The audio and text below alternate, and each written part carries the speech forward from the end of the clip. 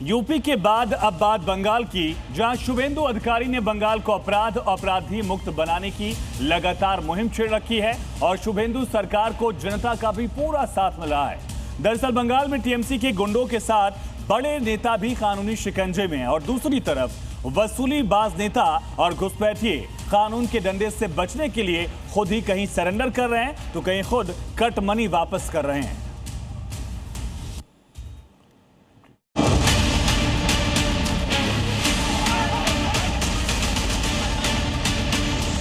शुभेंदु की time machine, Bengal का बदला सीन।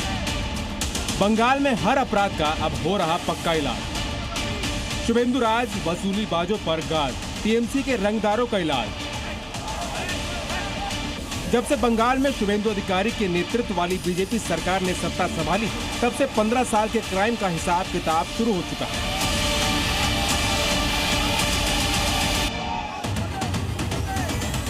ये है नेहाटी म्युनिसिपल चेयरमैन अशोक चटर्जी के बेटे अभिजीत चटर्जी। हत्या की कोशिश, रेप और जबरन वसूली जैसे संगीन आरोपों में घिरे अभिजीत को जब कोर्ट ले जाया जा रहा था तो नाराज भीड़ ने उन पर अंडे और जूते बरसा दिए।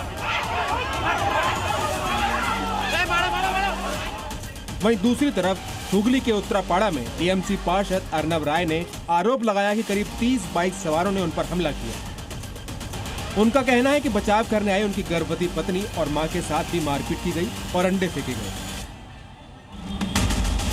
हालांकि बीजेपी नेता गौतम मांझी ने इन आरोपों को पूरी तरह खारिज करते हुए इन्हें झूठा बताया। फिलहाल पुलिस दोनों ही मामलों की मुस्तैदी से जांच कर रही है। कहीं अंडे बरस रहे हैं तो कहीं जनता का आक्रोश देखकर दबंगों के हौसले पस्त हैं। इसी खौफ का नतीजा है कि अब टीएमसी के नेता कटमनी लौटाने पर मजबूर हैं। तस्वीरें साउथ 24 परगना के फाल्ता के देवीपुर इलाके से सामने आई है। आरोप है कि हाउसिंग स्कीम के लाभार्थियों से वसूली गई कटमनी अब वापस की जा रही है। साउथ 24 परगना के फाल्टा में रीजनल प्रेसिडेंट सौमित्र मंडल के करीबी सुमित हल्दर और सुमित मंडल खुद लोगों के घर जाकर हाउसिंग स्कीम का पैसा लौटा रहे हैं। बूथ नंबर 80 के देवीपुर में पंचायत मेंबर रिम्पा मंडल और डिप्टी चीफ के पति भी चुपके से पैसे लौटाते दिखे। वहीं इलाके के दबंग जहांगीर खान का साथी अब गांव में जिंदा रहने के लिए गरीब मछुआरों को कटमनी वापस कर रहा है। बंगाल में टीएमसी के गुंडे और छुटभइये नेता ही नहीं, बड़े लीडर्स भी अपने किए का हिसाब देने में जुटे हैं। टीएमसी के नंबर 2 नेता और ममता बनर्जी के भतीजे अभिषेक बनर्जी को आज सीआईडी ने सिग्नेचर जालसाजी की जांच में पूछताछ के लिए बुलाया। अभिषेक बनर्जी दोपहर 12 बजे भवानी भवन में पेश हुए। अभिषेक बनर्जी को ईडी ने 15 जून को प्राइमरी शिक्षक भर्ती घोटाले की जांच के लिए समन भेजा।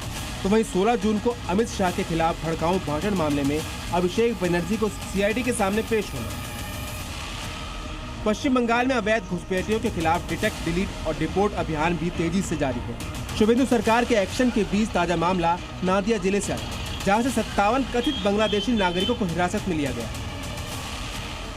भारी पुलिस सुरक्षा के बीच इन सभी 57 लोगों को कृष्णनगर जिला अस्पताल में मेडिकल परीक्षण कराया गया। इनमें से 30 लोगों को कृष्णनगर और 27 लोगों को रानाघाट पुलिस जिला क्षेत्र से हिरासत में लिया गया, जिनमें छोटे बच्चे भी शामिल हैं। पूछताछ में इन लोगों ने खुद के बांग्लादेशी नागरिक होने की बात कबूली है।